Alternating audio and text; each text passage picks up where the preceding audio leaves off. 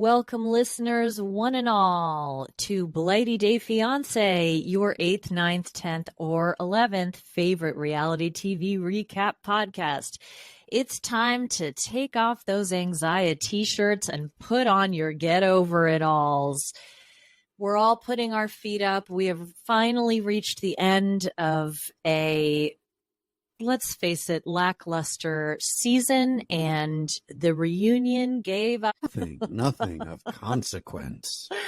But we're going to break it down for you all right here, right now. My name is Michelle. I am here with you today in Los Angeles, via London, via Washington, D.C., and with me today is my person and my co-host, my business partner, not my twin flame, because we all know that that's Jake Anthony. It's Baby J. Say hello, Jack. So I've gotten this new moniker, I think, and I think it's going to stick. I believe it may have been Sweet Baby J. Sweet Baby J. Which I'm very happy with if everyone would like to make that my name. But it's Jack here in Los Angeles as well, via New York City, as always. And who's that beautiful lady over there? This beautiful lady, Diana, Lady Diana, my wife. Are you joining us again today? How could I miss this final episode of UK, the tell-all, and they told a little. So I'm ready for it. Question. Yeah. Were secrets revealed? No. Did we get any new information? No. Right. Did they pick this up? Was this recorded on the back end of episode 12? Was this just like 38 hours later? I know it wasn't, but wait, it's the same information, vibe. Sam and Allie are actually married now. Oh, that was new. Yeah, So- that's true. That's new. Okay, big stuff. Although he's not there. Well, right, but he was the only one there via screen. It's Via true. iPad, yes. He was the only screener this round of the tell-all, which was interesting. We never, and correct me if I'm wrong, I don't think we ever got real reason why Kathleen wasn't there, except that she was working. Visa and work. And visa Oh, there issues. were, okay, he did say visa issues. Okay. Well, of course, this tell-all, Michelle, I'm forgetting the name. I think she did a great job. Who was the host of this tell-all? So you'd be forgiven for getting it right. Her name is Mel Giedroyc. Okay. Her last name is spelled kind of funny because it's a Welsh name, and she has stayed true to that. Fun fact, her husband was one of my teachers at film school. He's a lovely man who I've got a lot of time for. Not the one I had an affair with, obviously. Very successful in her own right. She was part of a groundbreaking comedic duo, Mel and Sue, back in the late 80s, early 90s. So she's been around a long time. I have to say she was the highlight of this. American listeners will recognize her as one of the original hosts of the Great British Bake Off, or whatever you call it in this country, the Great British Baking Show. I thought she did a beautiful job. I thought we had a wonderful mix of empathy, of holding people to account, of little shady remarks. I thought she was fantastic. I really did. I loved her too, and I think it's so much better when the host is actually a fan, and you can tell she was a fan. She watched the whole season. She had commentary about everything, unlike maybe our American host, who doesn't seem to care about the show. Diana, are you speaking about me? I am the AI known as Sean. Oh, come on. Sean did a I'm great just- job of holding the court for all of the Americans to fight back and forth. I was That's what making- they want her for. But I prefer... I was just making a joke there that Sean has less latitude to say a lot of things than they do on the British version. Yeah. Catherine Ryan hosted last year. I was not shocked that she didn't return. I don't know if it's that people didn't like her. Her comedy is not for me necessarily, but I do respect the hell out of her. I mean, she's made a lot of money talking about her chest and plastic surgery, and I'm certainly not beneath making my own kind of jokes about myself. That's not a cheap shot. Her husband is heavily involved in some political movements that I don't care to mention here, but over in the UK, you're saying? yeah, well, and globally too. But Lovely. We're not going to go there. It's not that big of a deal. Why? It would be such a fun show. I think that she did a good job, but she's American living in London, which is great. No, she's Canadian. Oh, she's Canadian. Yes. Okay. I think it's nice that they actually had a British comedian. Yes, I agree, because even if you've lived in England for 20 years as she has, or 20 plus years, or 15 years like I have, there's nothing quite like having a homegrown host who I think can sort of appreciate these things a lot more. I think she did a better job today, because from what I remember last year with Catherine Ryan, she was trying to mix it up a little bit more, and she was trying to speak for the audience. I think that the host today did, or this year, did a much better job of kind of keeping them on their toes, but not kind of overstepping into fan territory. No, and she was very careful to show an equal. Like, one thing that I have never heard Sean Robinson say is, with any modicum of sincerity, is, "I'm sorry for your loss," or "that must have been so difficult for you. How did that, I can't imagine how I would feel if da da da da da." And Mel was very sincere without being overly earnest or like picking favorites or anything like that. I thought she was completely fair and treated everyone the same. She really was very direct with Tony without humiliating him, which I wouldn't have been able to do. I think she did it, but like in a very subtle way. So, we can dip in and out of that conversation. Let's talk about the fashions first. Yes, they're all coming in. We get to see them ready. Let's see. Well, we start with Sam, which all of us thought Sam's dress was a good choice. It's super cute. I love the pattern. I think the cut was really nice. She looked comfortable. It looked like it fit her well. That worked for me. I loved her wedding dress too from the picture. It was lovely. I thought she looked really nice in that. And I think overall Sam knows how to dress for her body. She's got a good sense of style. Yeah, she does. For sure. And did you say you were familiar with her dress? I did try it on in a store in a slightly smaller size. I loved the pattern. The cut was not for me, but I loved the pattern. We've already discussed Charlotte's fashion before. We talked about her wedding dress. How did you feel about her tell-all dress? It says, I'm amused by the autocorrect. It says, I don't know why she's going for the center roofing. I'm dictating by voice because of swelling in my joints. So what I meant was the center ruching, as in the ruching in the center of the dress. I liked the color on her. I wasn't wild about the fabric, the fit, or the cut. Yes.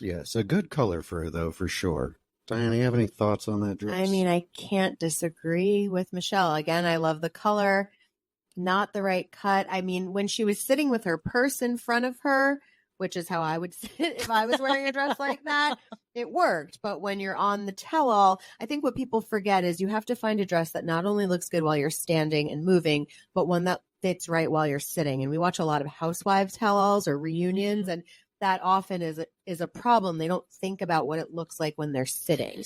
We're not Tony fans here, but that has nothing to do with what I'm saying.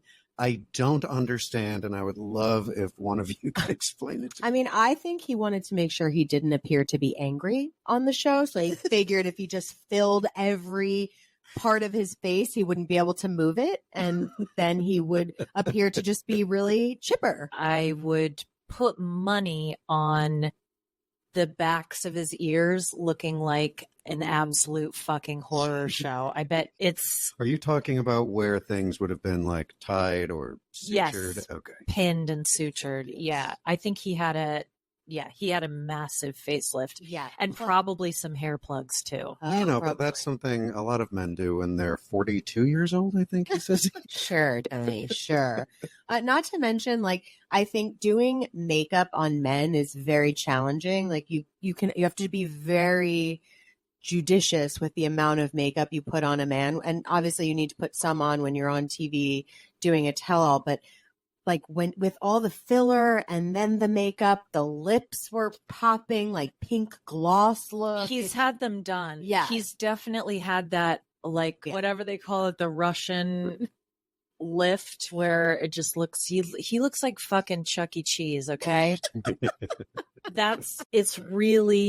It's very odd. It's not a good look. Just to put a button on that, you're saying he looks like the rat? Yeah, but the what do you call it? The rat casino mascot. Like a rat, yeah, like the children's pizza casino. Yes, yeah. It's not the best look. Not the best look. Very accurate, Michelle. Fortunately, his companion, better half, much better half, Different stratosphere half. She looked gorgeous. This was my favorite look. Utterly flawless. Beautiful floral earrings, an homage to Thailand there.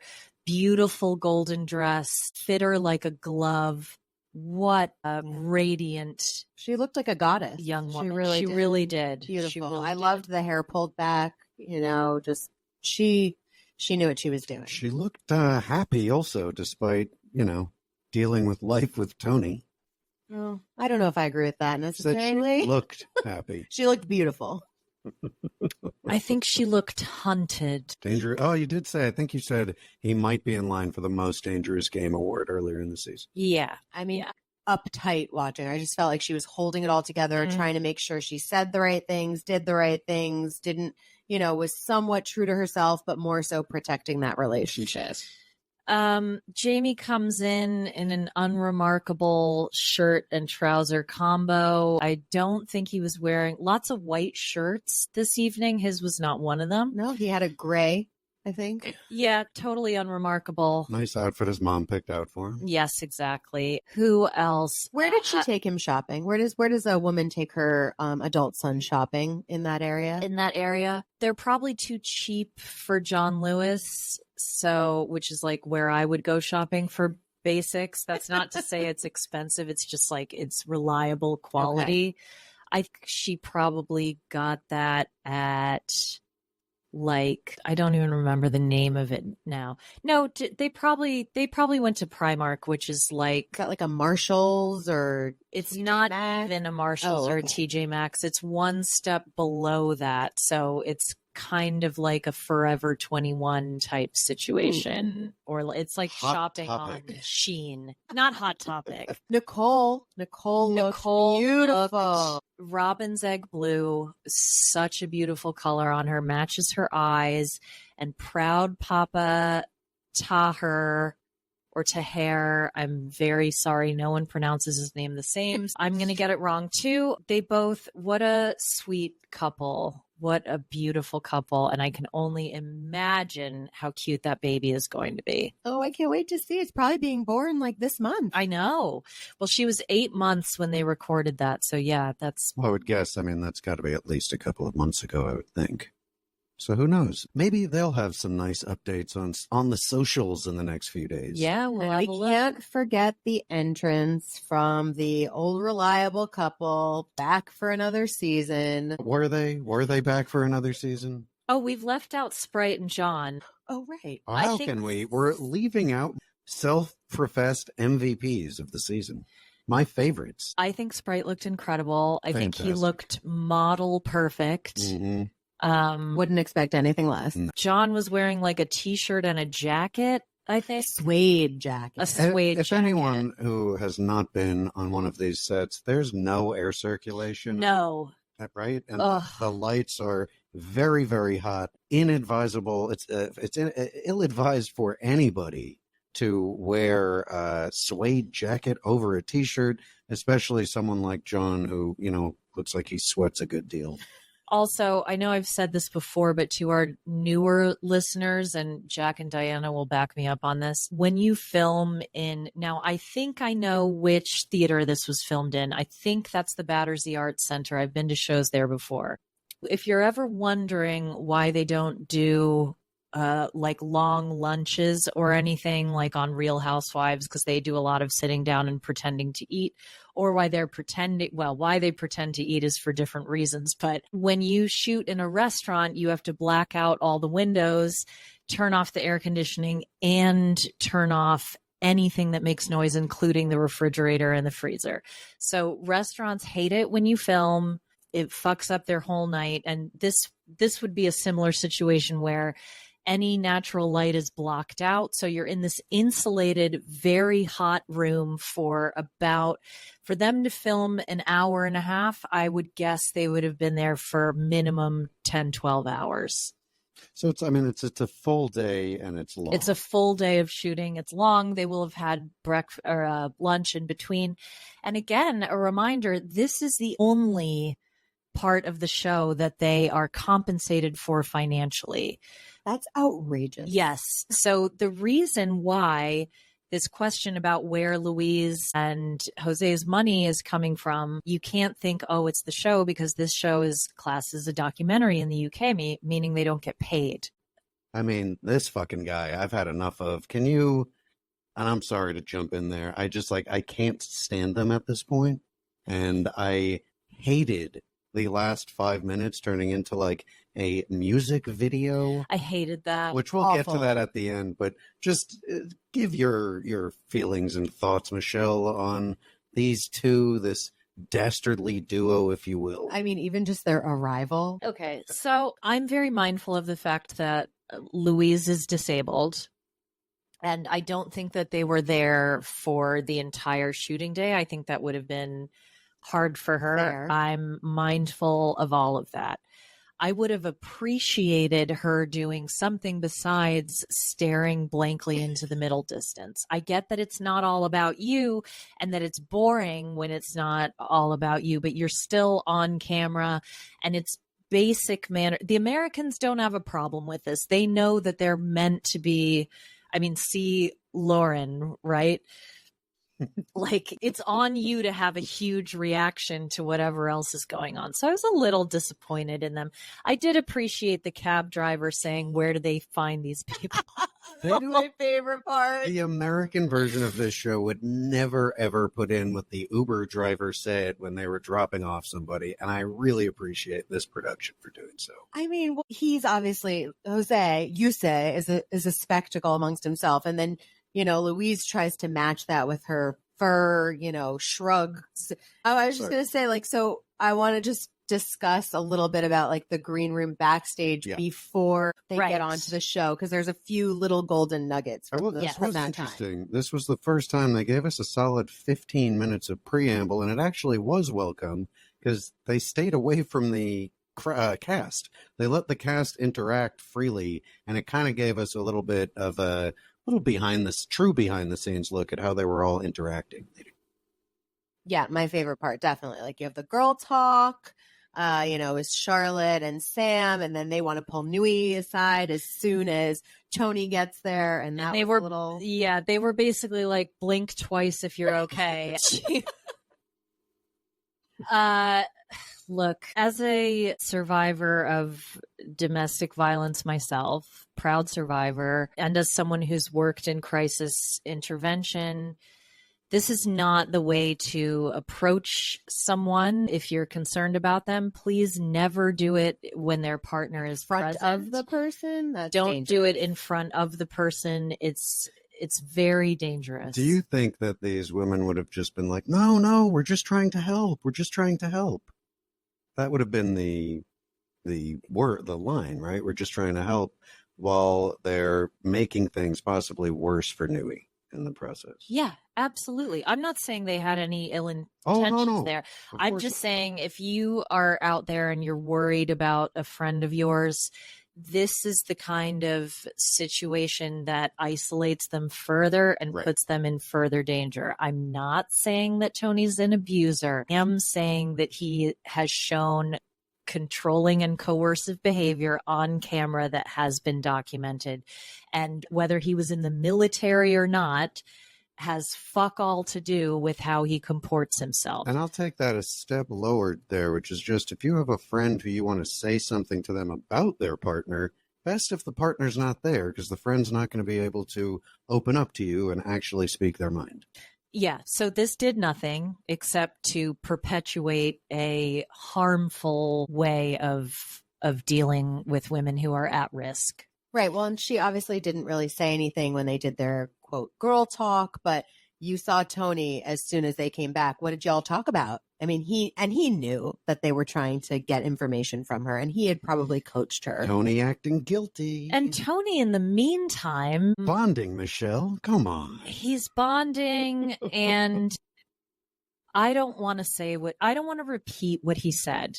What he said. No, I don't. I'd rather none of us say it. Just kidding. It was right. awful. It was awful. Look, it was racist. It was xenophobic. It was disrespectful to everyone in that room, and particularly his partner, and I'll leave it there. There's no other way for him to bond with Jamie except to be a xenophobic asshole. And then sweet Jamie, who wasn't so sweet, kind of objectifying. I just felt like the men maybe are not as savvy as the American men who know what not to say, even if they think it. I don't think Jamie's ever seen a television camera before, let alone been followed around by one for months and now sitting on a stage being interviewed. Like objectifying Charlotte, and maybe he did have a little crush. She seemed to think so, but it was icky. It did not leave a good taste in my mouth, especially as a woman. Despair. I despair that this is the first person that we get and the first family that we get in the way of Jewish representation. Which don't remind people. I know. How many times did they ever say they were Jewish on the show? Yeah. Early on, the first one, right? Yeah. Okay, so well, you're perpetuating it. Let's leave it. No, and this is just, look, Jamie turned out to be kind of an asshole and a baby, so that's not exactly the, number one person you want up there. Straight men from England in this season are not impressing me. Nope, and neither are neither are gay men who reside in England. John's coming in hot. John, who I don't want to get this wrong, but I don't feel like he's from Zimbabwe originally. Yeah. I mean, yes. I'm confused about why he was sowing seeds of derision from the start. I don't think that was funny. I think it comes out later, which we'll get to. I think a little bit. I'm not all of it, but I think some of what he was doing comes out in their segment that we get to later. I think they're trying to get a second season. Yeah, he's definitely playing it up. Already have one. Come on. Well, do you want to talk about them now, or you want to hold it? No, we'll hold it. But he was definitely playing a game here. Yes. He was playing a game with the cast. He was playing a game for our benefit, trying to come in and be really bitchy and kind of, sinister, and also just it's a tell-all, make it really fun and catty. He was being, as we say, extra. Yeah, but you can't do that and then cry when the attention is turned on you. You have to be you can be a little spitfire. Mm-hmm. You can be running and we've seen this in other 90-day tell-alls. Sometimes there's a person who just decides, hey, I'm running this shit, You can't bring that kind of energy in from the beginning, especially when you don't know these people and haven't met them maybe they met the night before. I don't know, but I don't think so. I don't think they've so met. This one did not seem like they met. Yeah, I think they were all meeting for the first. So basically he comes in hot, by himself, no Sprite, so that he can get the dirt on how the other castmates feel, thinking that he and Sprite are no longer together, and hear their true thoughts. And so he gets Sam, who's good for you. I hated the fat shaming and that kind of stuff. And honestly, and Sam said it, she would have said it right to Sprite's face. Mm-hmm. And I believe that. That's what I appreciate about these women, salt of the earth, British women who tell the truth and present themselves authentically. I don't think Charlotte was faking anything at any point over the course of this series. I don't think Sam was faking anything over the course of the series. I don't think that Nicole was insincere at any certainly point. Not, yeah. No, definitely not. But I didn't feel much of an influencer vibe, even though I know Nicole had a successful YouTube channel. From what I read, really, really successful. And if you go searching for it, you're only going to find videos from 8 years ago because someone, probably a network person, had her scrub her entire YouTube account. Yeah, probably because it she talked about her relationship. I don't know. Right. But let's move on to Sharlock. That is okay. Tell me that's not the greatest nickname in any tell-all in the shows. That was incredible. I'm here for it. So the update that we get is that Johan, who deserves to be called Johan. Also, one person who was lying the entire season was. Yes, one person who was lying the whole time. Who won't even show his face on the tell-all. Who won't even show his face. That's right. So basically, the long and short of it is he finally copped to everything, admitted to everything. How did he cop to everything, but then still have the temerity to make her pay for the divorce? Being a Sankey Panky. How were you not a Sankey Panky? I don't know. I mean, why would you, what did you think of the sexy, mysterious Delphine? I thought it was just there. Fine. She gave the confirmation that I guess people might have needed. It didn't really give much information. Like the same. Great. He did the same thing. I believed that he did do the same thing. Did either of you know that all silhouetted people who give hidden testimony on reality shows are in fact 100% real and honest? I mean, like, what are we doing here? Why was she there? It was like an old Maury Povich show with like, I was surprised. I thought when she came on, she was going to be like, "Hi, I'm Delphine." I thought they were going to do something with the voice. No, they gave her a very sexy French accent and actress to play her. It did say voice actor. I think it did. Yeah. The subtitle, she came on knowing, so we know that wasn't her actual voice. But she was really doing something. Like, I was expecting something more like the Diary of Anais Nin. I thought she was going to talk about, like, you know, they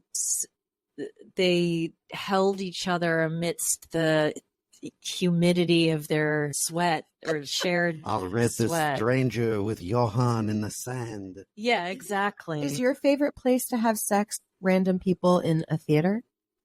Because that's Johan's favorite place, apparently. Right. So let's leave that there. I think now Charlotte is running this reunion, and she sticks her nose in plenty of other places. So yeah, but I just want to preface everything we say about her with her lens was firmly on herself, and everything she was speaking was going through a filter of what Johan did to me. And that's fine, but it was clouding her takes on everyone else. I just need to correct you. She has never in her life called him Johan. Johan. What'd I just say? Johan. What does she say? Don't you love having two women here to correct you? I do, especially when it's about something important like naming, calling someone named Johan. And you know what? And I said this to you earlier, but I think Charlotte's a little salty because she found out that you don't mess with the Johan. Oh. Well, we will stop mothering you so we can talk about a different mum from the show. Yes. Diana, why don't you tell us what Jamie's mother proudly shared? I can't believe she was so proud of this, especially because she was wrong and Kathleen apparently passed her test. So I guess in their apartment somewhere, I don't know if it was in Cyprus, the apartment they were staying in, wherever it was, she made a little test for Kathleen. Set a little trap for her and left out money and jewelry and then left to see if Kathleen would fall for it and steal from them. Before you complete that story, I just want to say anyone who's seen Trading Places, this is like when Don Amici leaves the money clip out to see if Billy Ray Valentine, a.k.a. Eddie Murphy, is going to take that money. Watch the movie to find out. Diana, what happened in real life here? Well, in real life, Kathleen isn't a moron, and she didn't take anything that was laying out because she's not a moron. She definitely thought, oh, this is a setup. She's trying to set me up. I'm not touching that for shit. I mean, we know that the mom is obsessed with Tess, the old girlfriend. It's her BFF. She loves her, and she's almost using Tess to troll Kathleen at this point. But Kathleen's not here to defend herself because she has no visa and she has to work. I have to say, I've known some actually coming in from New York, we've actually got two Jewish mothers who are here to weigh in on Andy's behavior. Can we patch them in? I think we can. Cheryl, are you there? I'm here. Yeah, I'm from Minnesota, but I've lived in New York for like 45 years, 50 years. So I feel like I'm a real New Yorker and a real Jewish mom. I'm Adrian, and Sorry, Andrea, you're going to have to speak up. I know you know everything about podcasting, but it's Adrian, not Andrea. sorry. Michelle. Okay, listen, I've had a really tough day. I'm just popping on here just to give a couple of takes real fast, okay? I would never trap someone like this. I'd like to be honest. And I think that if you have something to say and you're concerned that somebody might be taking from you, you have to have a direct face-to-face conversation. I'm really about being direct. Of course you're about being direct, Cheryl, but sometimes you just really have to say what's on your mind, no matter who you are. And I will, and I'll directly tell you that I think you're a pretty terrible mom. And I hate you too, Cheryl. Okay. Well, see, that's direct communication. And now we both know where we stand. Adrian, I have a feeling that it's something you would do is to leave something out and then think that somebody took it. Well, Cheryl, if I may, what? Oh, of course, this is your show, not my show. I'm sorry. I take over, And again, sorry, Adrian, I was thinking of Andy, who is Jamie's mother. Sure you were, Michelle. Cheryl, you're a relationship and couples psychotherapist. I am, yeah. How do you think, can you talk a little bit about Jamie's relationship and how his behavior might have affected that relationship? Do you think him sort of co-signing this course of action is a healthy move? What does that say? They're a little bit codependent with each other, and that can be a real problem, because he's going to have trouble with any relationship if he's that dependent on his mom. And, my child has been really dependent on me, and it's hard for them to grow if they're so dependent on their mom like that. And she really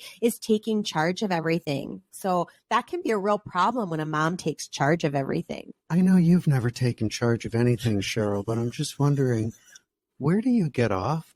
I was just wondering, where do you stop leading everything and being right? Adrian, as a mother of a son, can you speak to that? Have you been maybe overprotective in the past? Do you have strong opinions about... Did you have strong opinions about who Jack dated? And how did that come across? Strong opinions. I'd call them correct opinions. And I would say that as a mother, if you see something, even if it's only in your head, it's your duty to go bring that to your child, especially if that child is now an adult man. What you want to do is just worm your way in there. I like to do what I call earwigs, which are saying the same thing over and over again, because I like to think that'll get a little wig inside of his head, and then he'll do whatever I want him to do. But is that normal? Yeah, you don't want to manipulate your children. You want to be open and honest. You don't want to manipulate them like that. Well, thank you both so much. And I think we can all agree, that your children, both your children, very lucky to have you. And, of course. Yeah. That the bond that Jamie has with his mother is perhaps going a little too far. I think we should stick with what we can all agree on. Thank you both so much. Yeah, happy to be here. I suppose so, anytime.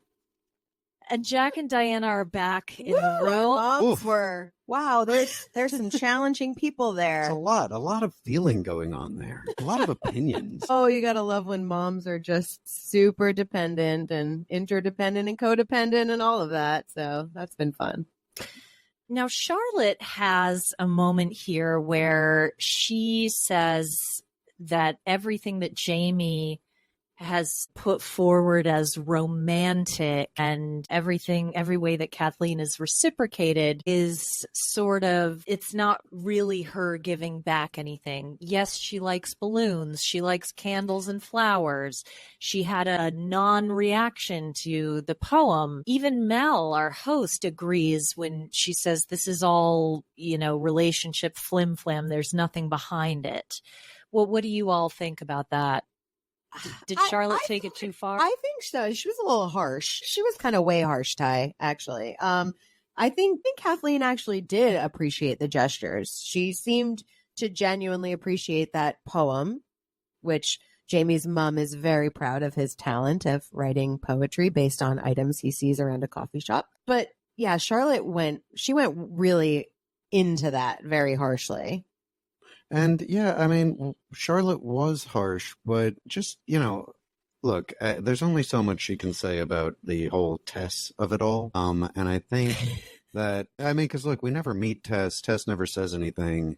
And then we immediately kind of fly over from this and how, his mom loves Tess. But then we find out Kathleen, who's not there for reasons that are reasons, I suppose, has been seen with a mystery man. Have we seen Tess and Jamie's mom in the same room? Ooh, it's like a Miss Nelson is missing type of situation. You just made it so much creepier. Yeah. Gross. Wait, I wonder, Michelle, do you think that the relationship with Kathleen and Jamie is better? Or do you think this Tess person who we've never met has more of a chance of having a future with Jamie?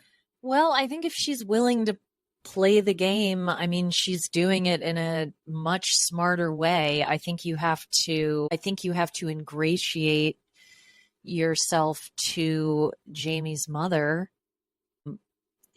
But again, I'm not quite sure what you'd be signing up for then. He will never move out of that house. Oh, you're right. You will never, even if that house one day becomes his, you will never get the mother out. Oh, is this But like they're a like BFF? Tess is this the mom. is this a closet mom UK situation? It's worse than that, I'm afraid. I mean, I don't see any scenario where like you're not signing up for a husband and a mother-in-law that lives with you for eternity, no matter what, because we all know she's going to make it to like 112. She is going. Isn't she already? Well, I'm afraid she is terribly thin, and Yes. that ages one at a certain period of time. Now, one person that Charlotte is not leaning into hard is Tony, and that might be because Tony set a boundary very early on, that if the questions were constructive, then he would answer them honestly and with integrity and openness. But if they were not constructive, he wasn't going to accept it. What I really liked about that is that there was no rubric given, so it's really just what's going on in Tony's head and what he's hearing. This is a nightmare for a neurodivergent person like me, where if somebody says that to me, I would have to ask them, well, what does constructive mean to you? It's very general. It doesn't really give us any didn't even detail. think of that. That would have led to like, hey, I don't really want a lot of questions, just constructive. And you would have been like, okay, I'm going to need a little bit more to go on, Tony. Yeah, like, can you give me an example of a constructive question? Something to help the relationship. In which case he would have suggested, like, why don't you ask me what a fucking stud I am in my sandals and flip-flops and shorts? On my lifts. Do you think he wears those like fit flops that have like a big wedge? He's always the tallest man on the beach. Oh boy. Wedge platform. Well, because he is now officially in Thailand, where he is continuing to drink, but not as much. But he does drink, and he gets a little crazy. But then, no, he has too much now. But he does drink a little, but not too much. It's good that we're already deep into the bargaining about how drunk and out of control and belligerent is Tony on a daily basis. Yeah, this is very triggering for me. It'll be triggering for a good part of our audience. Nui is saying, on the one hand, she barely sleeps because they argue about him getting home late. The content of those arguments is upsetting and drawn out because of how drunk he is. Then she says that she's the boss and she decides how much he gets to drink on the rare occasions they go out. I was married to an alcoholic. I am fluent in this language. I know every excuse in the book. This man has a drinking problem. And drinking problems do not go away when you drink slightly less than you did when you're out with your friends. Question. Yes. So we have Tony and... Only if it's constructive. I think this one is constructive, because I'm going to ask you to go further on this first. So, no, I'm not stamping over the joke, but I do have something constructive. So he immediately kind of jumps to like, well, Nui, you get drunk. how are you hearing that with what you just said? Well, that's deflecting, which is another way of shifting the blame, which is another way of not taking accountability. I don't care how horrible he says he feels about what transpired on camera.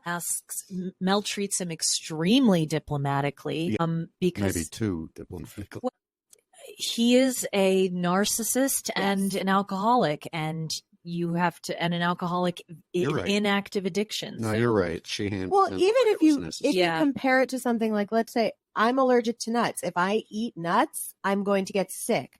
Jack, you eat nuts. Yep. That's okay. You can eat them. Right. They're not going to make you have anaphylactic shock. Well, like apart from when I didn't believe you when we first started dating 20 years ago and I ate pecans and made out kissed you. And then you saw that I was not lying. And how did I handle nuts around you after that? Apart from D's, I handled those nuts by keeping them in a bag on a nut shelf in the cabinet well above your height. Right. But so comparing us and what we eat is not the same. And just like that, if Tony drinks and he reacts a certain way and Nui drinks and she doesn't, then it's different. And she can drink and he's just, like you said, Michelle, are we just talking about, like, just in theory, Tony may be an alcoholic, so his drinking is going to be maybe a different type of monitoring or stopping as opposed to Nui, who we assume is not an alcoholic? There's no comparison. Right. The fact that he ever gets to the point, I'll just say this. I dread to think what would happen if her mother didn't live with them. I'll put it to you that way. When somebody is able to drink to the point where they lose control completely, there's no middle road there. Once you've gotten to the point where you cannot control it, that's it. You have to stop. Alcohol cannot be a part of your life anymore. And, in some extreme cases, you need help to detox from alcohol. And if you or anyone you know is in a relationship with someone in active addiction and you're worried about them, please do not raise the topic in front of the person in question. The other thing that Tony talks about, he talks about, what a lot of these reality show people say. They watch themselves back and they feel ashamed or embarrassed, and he regrets. He said it was horrible to watch back how he was treating the person that he loves and the way he behaves. And at first you're like, okay, maybe he's learning from this. And then you're like, liar. Well, because then he says, oh, I came across as controlling, but I've spoken to people and I spoke to selected people that I chose. That it's just my military way of talking.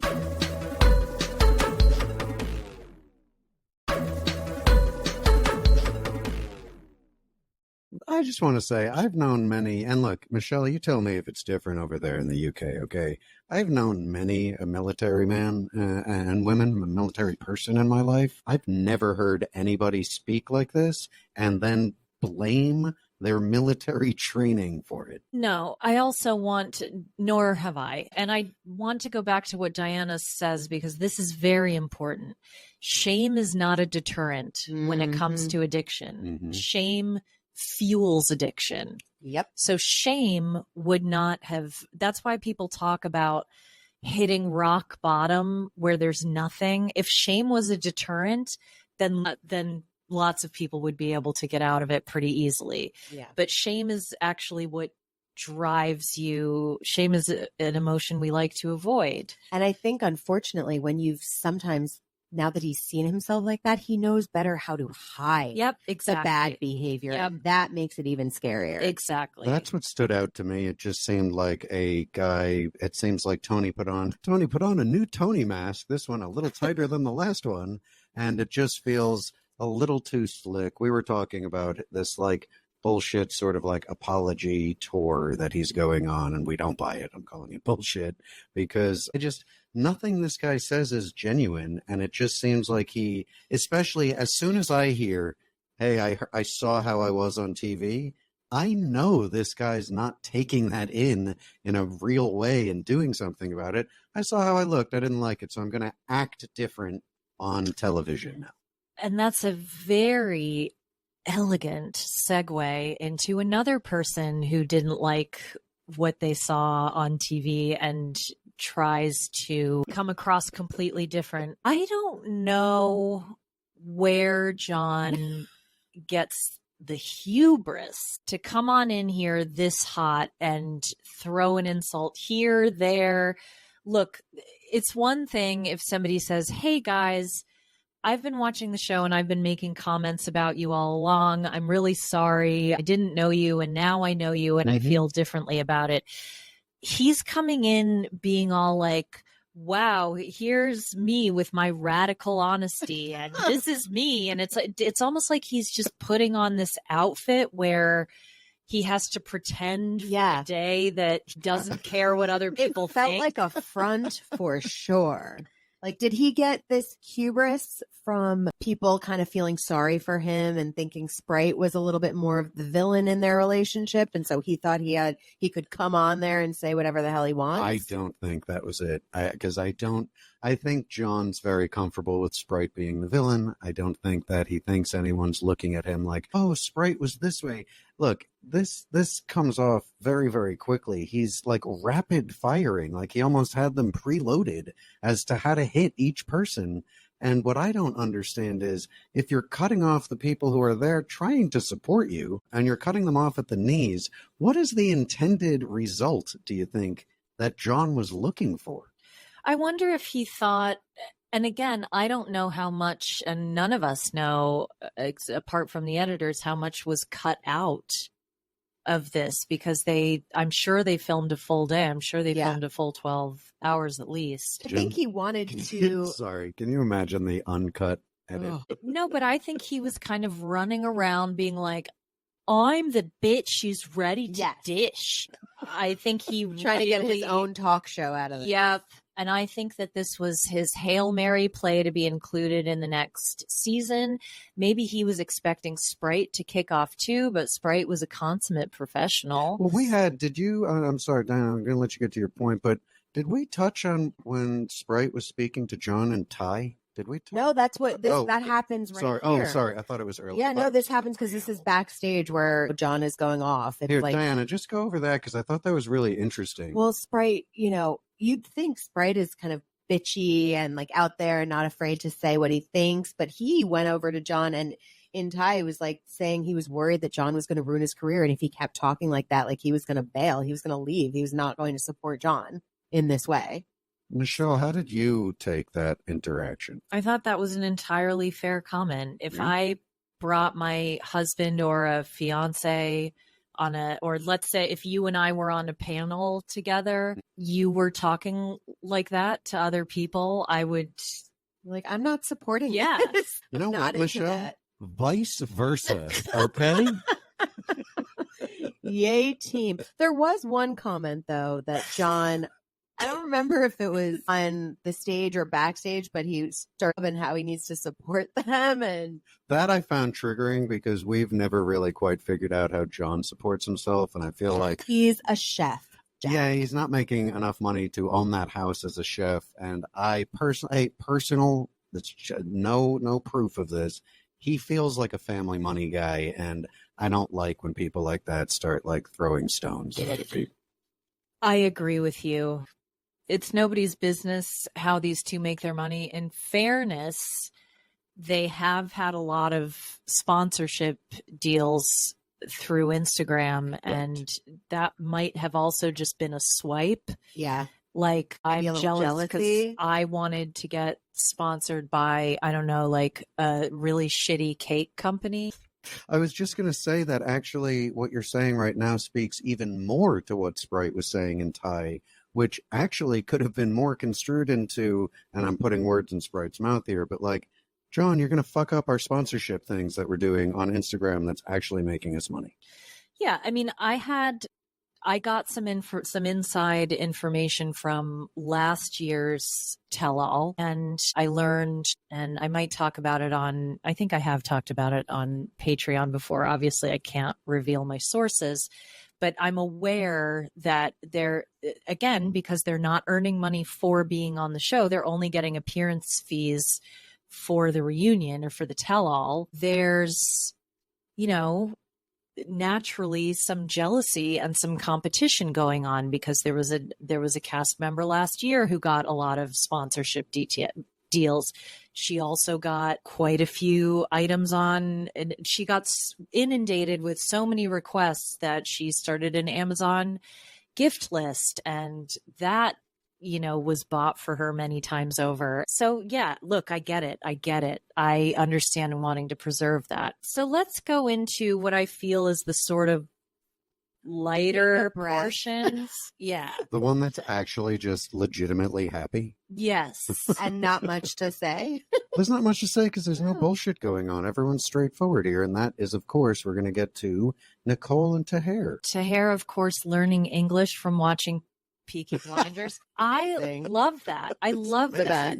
It is whenever I need to sharpen up my Spanish, I watch shows in Spanish. Telenovelas. Not telenovelas. I mean, there's so much choice on Amazon now. Netflix now. It's great. And Amazon Prime.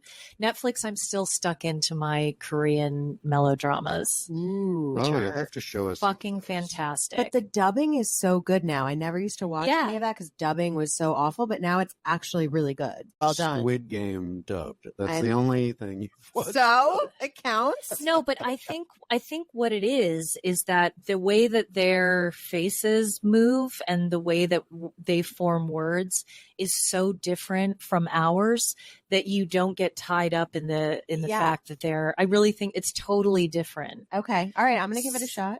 Yeah. There's one that we'll watch together I think it's called Glory. It's one of the best dramas I've ever seen in my life. We're going to take a look at that now. Incredible. And we're going to get to that, but I have a question. Yeah. Because what I really enjoyed about Taher learning English from Peaky Blinders is he's not saying fucking. He's saying he's got the English accent. He's got for the curse words. The Birmingham accent. Specifically. Yes. The Birmingham. Yeah. But I really loved, and I don't know, he is like, let me just say, I mean, from that moment where he's taking Penny for a walk and he's talking about how he doesn't like dogs, and at that moment everyone's like, I don't know, this guy doesn't like dogs. From that to this moment where he's sitting there, he's learning English from Peaky Blinders, he loves Penny the dachshund, and his wife is 8 months pregnant with their first child, and he's glowing. I mean, what a story for Taher. And I want to draw everyone's attention to this, right? He wants her to convert. Only she loves the religion and she's a genuine believer. He said that.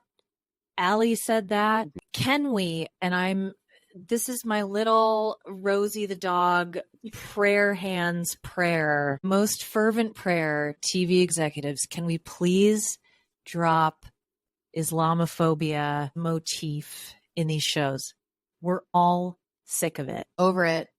Over it. And, I feel like this would be a terrific time for them to move away from it. We just had two guys who are Muslim, lovely guys, and they're talking about how, as you just said, they're not looking to push anything. It's just what they believe in.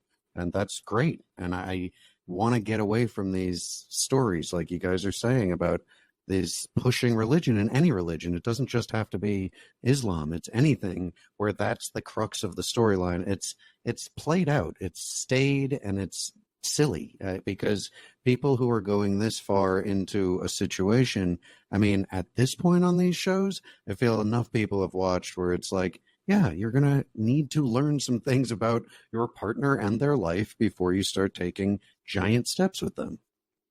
Yeah. And speaking of Allie, congratulations to he and Sam. They are officially married. Yep. Woohoo. Congrats. And I do believe they said that he was only not there.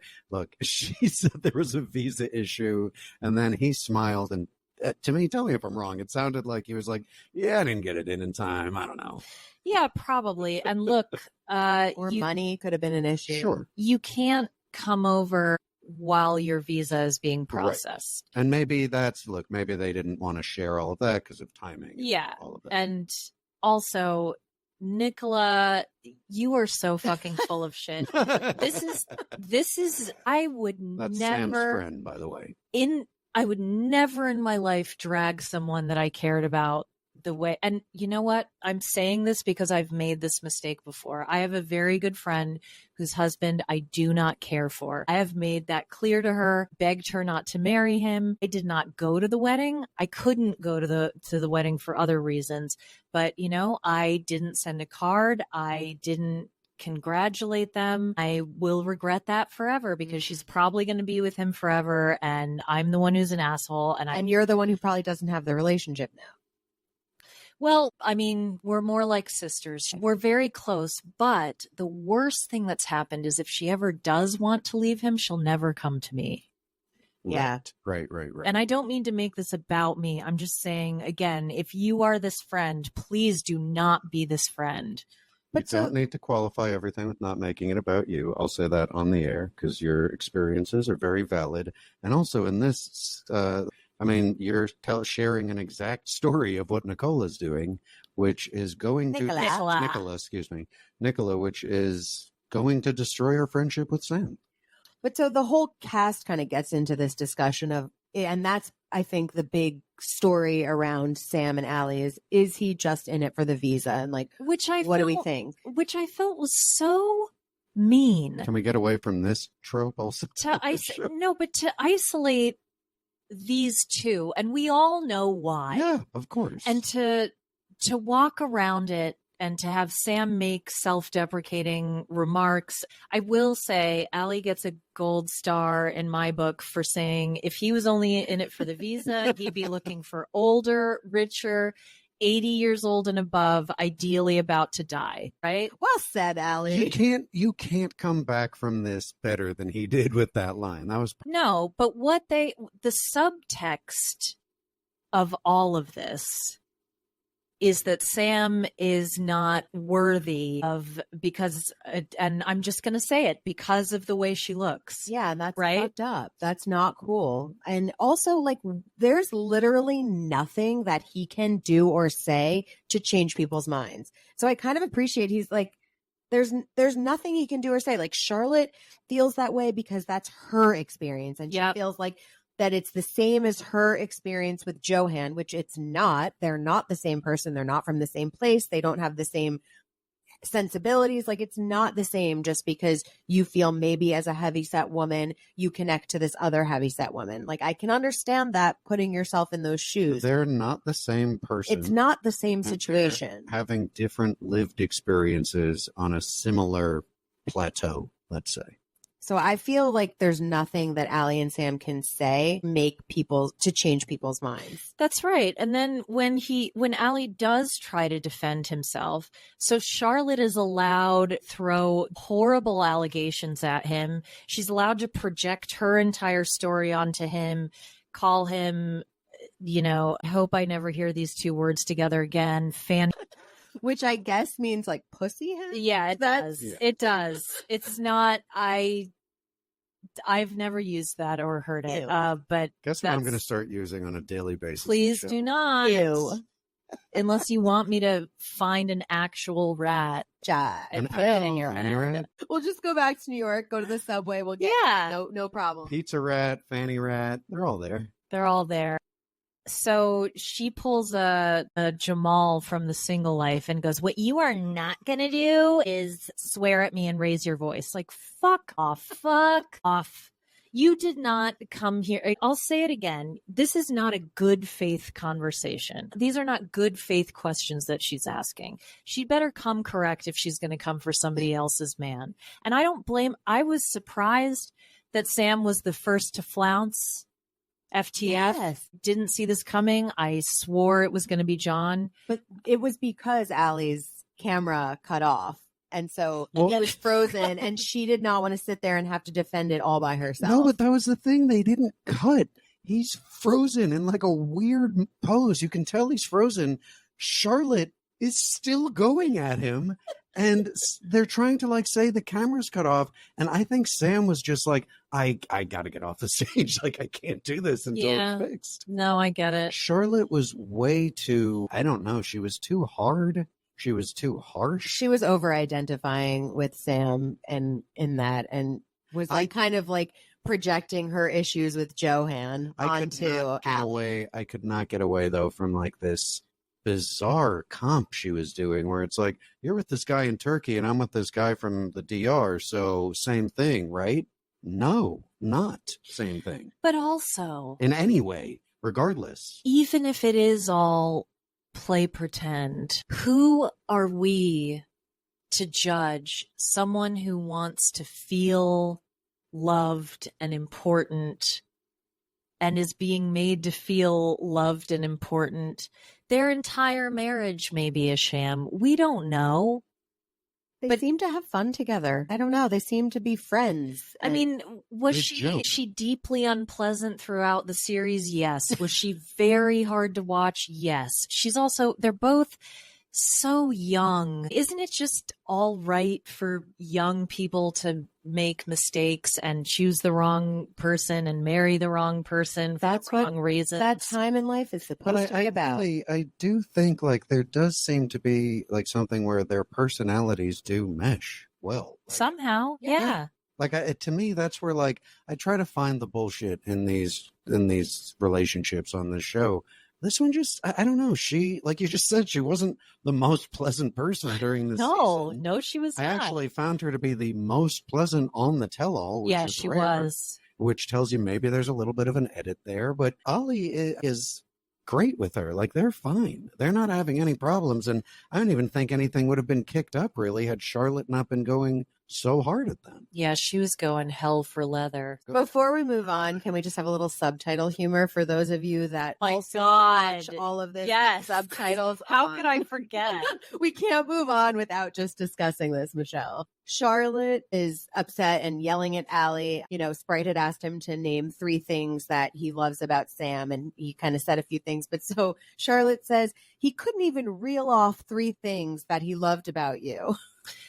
And the subtitle for that, Jack, was... He couldn't even werewolf things he liked about you. What'd you kick out of that? Well, it was a heavy thing, and we're watching it, and suddenly, because I was looking down, taking notes, and I looked up, and I said, what does she mean, werewolf? And you were both like, what? And then I had to rewind it. We have a screenshot, which we'll put in the... Well, I take so much pride in, like, collecting colloquialisms and things like that and turns of phrase. Well, I know your brain quickly went to like, oh my God, is that something mean? I haven't heard? Is that, yeah. Michelle, you can't even werewolf. I was already bowled over by Fanny Rat, and then the werewolf comes along. These are like... This is wild. Okay, I'm not even a werewolf with you now. Like, let's just move on. You guys, I'm sorry. John was so fucking fake this whole time. I don't even want, like, I personally don't want to talk about this it was stuff because I just feel like, and Mel called them out immediately because he was like, it's so great. We don't talk about the same things again and again. It's new arguments this time. Sorry, I don't even know what accent this is. And she goes, okay, that's interesting because you do argue about the same things again and again and again and again. So how does that work out? I think what just happens here is like everyone's like, John knows he's been going after everyone. So now it's their turn to all come back at him. And if this was an American tell-all, I feel like it would have been really like all on him. They start saying 1 or 2 things and then he gets hot. He takes off his jacket and Mel gives him the out to go take a break, which I thought was interesting. Like I kind of wanted to see him flail a little and she let him. She was like, no, go. I legit think she stepped in because I think he was getting overheated, like physically. Yeah. Worried about his health, he was maybe. Looking very pale. He needed to get out and get into the air for a second. That's fair then. That's fair. You're not wrong. She was giving him an out, but it was necessary. And then she has to tell Sprite to go follow him. Yeah, you might want to go check on your partner over there. But you know what? In fairness, I think when you're on a job and you're doing a job, you wait for somebody to tell you something is okay or not. He's used to being on set and just having to do whatever he's told, right? Exactly. Because that's a really good point as a photographer. I wasn't thinking about it. Right. So Sam, I really appreciated here as well. Kudos to Sam for nicely and without condescension or judgment explaining to Sprite that the word fat is not acceptable. We don't, in a really good way too. She didn't say it with any negative feeling. It was like, hey, listen. Like in our culture, that's not a good word. Yeah. And again, thank you once again for keeping conversations around fat shaming civil. Sprite's father, and look, this is not an excuse to be rude or to shame anyone, but Sprite's father died young and suddenly of diabetes, and he's concerned about that happening again. To be completely honest with you folks, I don't think that's the whole reason he wants John to lose weight. I do think that's a big part of the reason. Yeah. And I do think John should respect that. If that's a concern of John's, if that's... Well, John also says he calls himself lazy and says he doesn't like to exercise, but he does want to be healthier and feel better. And he did seem to take it to heart a little bit when Sprite does bring up the, health issues of his father. They did seem more aligned and supportive of each other overall in this. But again, I felt like we really didn't get much from them, or we didn't really get to the meat of their relationship so much. I don't think these were honest from the beginning. Well, they even point out something that you pointed out to me earlier in the season, which you had said, are they wearing engagement rings? And the host, what's her name? Sorry. Mel did ask them about that. And John was like cheeky and weird and didn't really answer the question, did he? No, he answered it. Did he say that? He said that he had bought them both promise rings to wear. You love a promise. Who doesn't love a promise ring? Darcy Silva. Yeah, don't give Darcy a promise ring. But that now they have nice expensive silver engagement rings that they both showed. Y'all, don't make me... I'm sorry, but I have to say it. Silver is a very soft metal. There's nothing wrong with silver, but I wouldn't recommend it as anything but a placeholder, because now I have silver jewelry that I cherish very much. It does tarnish and I have to clean it. And that's not what you want. With a wedding ring or an engagement ring, you want something that's going to take a beating. If you're in it for the long haul anyway. Yes. And you can, if you have, if it's in your wheelhouse there, I prefer silver jewelry, but my wedding band is white gold. Same effect. Right. Yeah. And so fancy. No tea, no shade, but sapphire is also a very soft stone, so you have to be very careful with it. Well, this is the second sapphire since the first one fell out. There you go. But we had insurance, so it was fine. That was 20 years ago. No, excuse me. No. 11 years ago. Yes, thank you. But also, John is going to maybe move to Thailand, which sounds like fun. He's not moving to Thailand. I mean, what's he going to do there? Because Diana just said that we didn't really get to the meat of their story. So did you guys both enjoy the part where they dug in deep about the fact that Sprite's a city mouse and John's a country mouse, and neither of them wants to move where the other one moves? Apparently, we put a bow on that with John's considering moving to a city. Yeah, there was nothing here. He's not going to give up home ownership in the UK for everyone calling him fat in Thailand. Just curious, because this is just for the American audience, if you know, because this would something I immediately thought of. In England, where John is, would he be able to sublet that house if he owns it? I mean, in theory, yeah. There's if nothing. It's within the commuter belt, I guess. But it's pretty remote, that place. Like, I think you'd have a really hard time subletting it, especially as is. It's like not even really properly furnished. I don't know how well kept it is now. Michelle, there's word art wooden sculptures in the house. I think that does a lot. You just really made me laugh, though, in my brain, though, because now I'm just picturing like, hey, John, so do you want to move to Thailand? Everyone's going to ridicule you constantly, like every day, morning till night. But like, you're going to have a great time. So you ready to move? Well, I joke. I mean, but he lived there before. And I'm just saying, if he wants people not to make blunt comments about his appearance, he might want to consider living somewhere else. I don't think he could handle having the amount of blunt comments coming at him after he's been on TV and everything like No, this. Nor do I. I think he's probably learned his lesson. Now, Louise and Jose, keep giving us nothing, queen. Literalmente nothing. This is exactly as I predicted. They came here to get a victory lap, collect the check, and promote the song. This is important for the video tier, Michelle. This is just for you to do. Can you just show the video patrons Louise's face and her expression? Yeah, there you go. Perfect. Bit of a quivering bottom lip, downturned mouth. Staring into the nothingness. Staring into the void. Michelle, what do we take away from these two on their abbreviated second season? I say abbreviated because I think they were in 2 episodes plus this. And it's all a victory lap. Everyone else got picked apart by vultures, and either on social media or on the show itself. These two, no challenge. It's just a fucking victory lap and paid promotion. He got paid to perform that garbage song. And for her to shake her ass. Oh, God. Ew, and they showed like the video clips that we'd been seeing them make throughout the season, which... Yeah, the music video was on in the bad background. lighting with like Louise wearing like some sort of dress or something, bending over with her like ass like in the camera lens. Like it was not pleasant. I don't think we learned anything about their story. No, I felt taken advantage of. What's the... Oh, no, that's Sorry.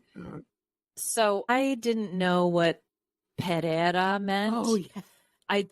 I had an idea, but I wasn't sure, and my suspicions have been confirmed. Before you say anything, where did this word come from? Yeah, Jack. Pereira, mommy, Pereira, Pereira, mommy, Pereira. It is a dog pound. What? Like getting the dog pound, bitch. Ew, so when he was kind of So simulating doggy style and saying that's Yep. what... And that's why she's shaking her ass Pardon in me, his just 1 crotch. second. Okay, I'm going to need us to go ahead and stop talking about this topic, because if we Michelle, continue, I'm what going to go you're- ahead and throw up. Oh, that's from an upcoming Patreon at some point. Michelle, what you're not going to do is tell me when we're done. I'm just kidding. You can tell. Thank you for joining us on this magical mystery tour. Apologies in advance that this episode is coming out on a Tuesday. We are in the process of reworking our schedule, but we will have everything ironed out by September. I promise. Promise. And we will be back with the HEA coverage at the end of the week. Correct. My name is Michelle, and I am doing my victory lap and collecting my check, honey. My name's Jack, and literal mente nothing. And I'm Diana, and just like Mel, I'm a nosy bitch who loves a good drama. We love you. That